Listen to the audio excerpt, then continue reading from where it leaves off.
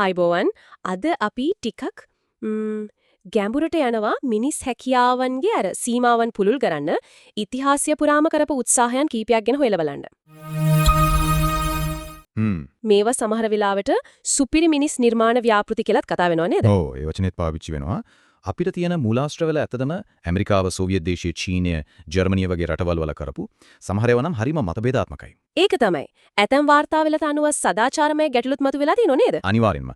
ඉතින් අපේ අරමුණ මේ වැඩසටහන් වලින් ඇත්තටම මොනවද බලාපොරොත්තු වුණේ? මොන වගේ ක්‍රම පාවිච්චි කළාද? ප්‍රතිඵල ලැබුණද? ඒ වගේම ඇත්ත ලෝකෙට මොකක්ද වුනේ කියන එකත් බලන්න ඕනේ. හරියටම.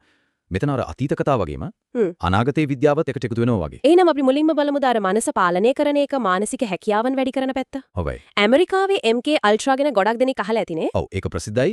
ටිකක් කුප්‍රකටයි කිව්වොත් හරි. LSD මෝහනය වගේ දේවල් අතහදා බලලා තිනවා කියලා කියනවා නේද මනස පාලනය කරන්න. මූලාශ්‍රවල කියවෙන විදිහට නම් ඔව්. ඒකේ මූලික අරමුණක් වෙලා තියෙන්නේ අර ඔත්තුකාරයන්ගෙන් ප්‍රශ්න කරන්න, මිනිස් හසිරියුම් පාලනය කරන්න, සමහර විට සුපිරි ඔත්තුකාරයෝ හදන්න ක්‍රම හොයපු එක. ඒ කියන්නේ ඇත්තට මේ වගේ දේවල් කරන්න පුළුවන් වුණාද? සමහර වාර්තා තියෙනවා මතකයේ වැඩි දියුණු වීම වගේ දේවල් ගැන. හැබැයි ඉතින් ඒකට පාවිච්චි කරපු ක්‍රම නම් අතිශයින්ම ප්‍රශ්නකාරී. මම අහලා තියෙනවා ඒකට සම්බන්ධ වුණු අයට බලහත්කාරයෙන් දේවල් කරලා තියෙනවා කියලා. ඒක තමයි. බරපතල සදාචාරාත්මක ගැටලු. මේකෙන් පේන්නේ බලය වෙනුවෙන් රාජ්‍යයන් මොන වගේ අත්හදා බැලීම් වලට යොමු වෙන්න පුළුවන්ද කියන එක. ඉතින් ඒ අතීතයේ උත්සාහයන් එක්ක බලද්දී අද කාලේ කොහමද අර නේවි සීල්ස්ලා වගේ අය පාවිච්චි කරන ස්නායු ප්ලාස්ටික් තා පුහුණුව තියෙනවනේ. ඔව් නියුරෝප්ලාස්ටිසිටි ට්‍රේනින්. ඒ කියන්නේ මොළයට අලුත් සම්බන්ධතා හදාගන්න උදව් කරන අභ්‍යාස. VR හැමත් පාවිච්චි කරනවා කියනවා. හයි. ඒක MK අල්ට්‍රා වලට වඩා ගොඩක් වෙනස්. කොහොමද වෙනස් වෙන්නේ? මෙහෙමයි නවීන ක්‍රම විශේෂයෙන් ඔය ස්නායු ප්ලාස්ටික් තා පුහුණුව මොළේ ස්වභාවික හැකියාවක්. ඒ කියන්නේ අලුතින් හැඩගැහෙන්න තියෙන හැකියාව පාවිච්චි කරනවා. ඒකෙන් මතකය, අවධානය, තීරණ ගන්න වේගය, මානසික පීඩනයට උරුත්තු දෙන එක, ඒ වගේ දේවල් වැඩි කරන්න බනන්නේ. එතකොට අර DARPA එකේ මොළ පරිගණක අතුරු මුහුණත් වැඩේ. ඒක ඊටත් වඩා අනාගතවාදී නේද? ඔව් brain computer interfaces BCIs ඒක තවත් ඉදිරි පියවරක්. සිතුවිලි වලින්ම යන්ත්‍ර පාලනය කරන එක ඉලක්කය. හිතන්න තමාරුයි වගේ. අනාගතයේදී මේවයින් මිනිස් මනසේ සීමාවන් පුළුල් වෙන්න ඉඩ තියෙනවා. හැබැයි මේවා අර MK අල්ට්‍රා වගේ රහසිගත බලහත්කාරී දේවල් නෙවෙයි. ගොඩක් වෙලාවට විද්‍යාත්මක පදනමක් තියෙන ස්වේච්ඡාවෙන් වෙන දේවල්. හරි. ඒකට මනස පැත්තෙන් ශරීර පැත්තට આવොත් ශාරීරික සීමාවන් බෙදෙන්න කරපු දේවල් අර මොඩැෆිනෙල් බෙහෙත ගැන කියනවා නේද? ඇමරිකානු හමුදාව පාවිච්චි කරනවා කියලා. ඔව් මොඩැෆිනෙල්. ඒක අවදියෙන් ඉන්න උදව් කරන ඖෂධයක්. පැය 40ක් වගේ නිදිනතු ඉන්න පුළුවන් කියලා කියනවා. පැය 40ක්. අවධානය තීරණ ගැනීම වගේ දේවල් වැඩි කරනවා දිග වෙලාවක්. ඒ වගේම තමයි සෝවියට් සංගමයත්. යාලා ඖෂධ වලට වඩා ශාරීරිකව මානසිකව මිනිසුන්ව හුරු කරා අන්ත දුෂ්කර තත්ත්වවලට. ඒ කියන්නේ කොහොමද? වාර්තාවල තියෙනවා දවස් ගාණක් හරිම අඩු නිින්දකින් වැඩ කරන්න පුහුණු කළා කියලා. ඒක බෙහෙත් දීලා කරන දෙයක් නෙවෙයි. ඇඟයි මනසයි හුරු කරන එකක්. ඒකත් එක්තරා විදිහක වැඩි දියුණු කිරීමක් තමයි. හැබැයි ඉතිහාසයේ අර නාසි ජර්මනියේ පර්විටින් කතාව ඊට වඩා අඳුරුයි නේද? අනිවාර්යෙන් ඒක මෙතැන්ෆැටමින් වර්ගයක්. සොල්දාදුවන්ට දුන්න නිර්භීත වෙන්න මහන්සිය නොදැනෙන්න. මිලියන ගණනින් පෙති බැඩුවා කියලා කියනවා. ඔව් කෙටි කාලිනව සටන් බිමේ වාසියක් ලැබුණත් ඒකේ ප්‍රතිවිපාක හරිම දරුණුයි. ඇබ්බැහිවීම, මානසික ගැටලු, සෞඛ්‍ය ප්‍රශ්න. හරියටම.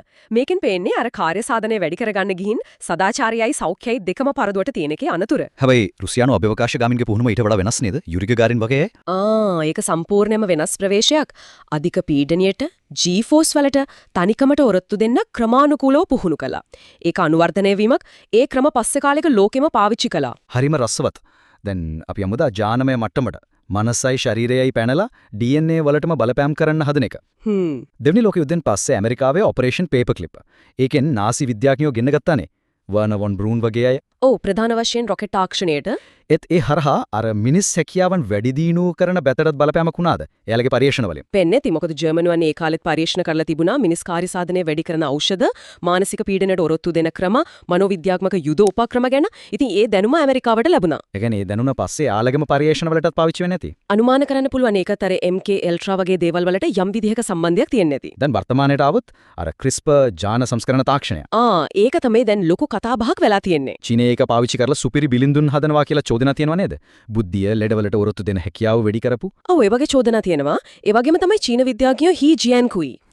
අර HIV වලට ප්‍රතිශක්තිය තියෙන නියුන්ඩෙරියෝ. හරියටම. එයා ඒක ප්‍රසිද්ධියම පිළිගත්ත CRISPR වලින් ජාන සංස්කරණය කරලා ඒ දරුවන් බිහි කළා කියලා. ඒක ලෝකෙම හෙල්ලුවා. ඇතරම. ඔව්. නිර්මාණ කරන බිලින්දුන් හදන එකේ සදාචාරාත්මක පැත්ත, ජානමය වශයෙන් උසස් පන්තියක් බිහි වෙයිද කියන බය.